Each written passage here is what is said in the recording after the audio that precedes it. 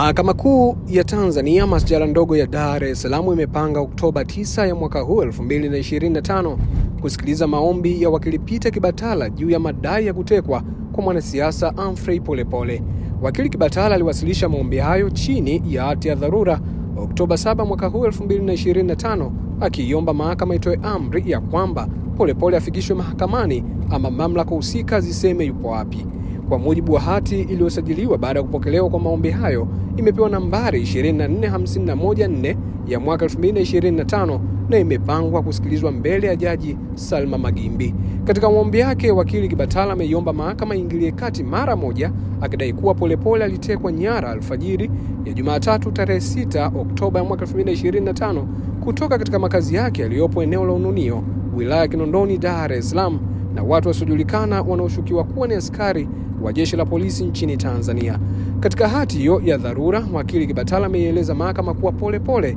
hajawahi kushtakiwa kwa kosa lolote la jinai katika mahakama yoyote, na kwamba kwa sasa inaaminika anashikiliwa katika eneo lisilojulikana na maafisa wa jeshi la polisi Tanzania. Maombi hayo yamewasilishwa dhidi ya wajibu maombi watano, akiwemo mkuu wa jeshi la polisi IGP, mwendesha mashtaka mkuu wa serikali DPP, mwanasheria mkuu wa serikali AG, afisa upelelezi wa makosa jinai kanda maalum ya Dar es Salaam RCO, na kamanda wa polisi kanda maalum ya Dar es Salaam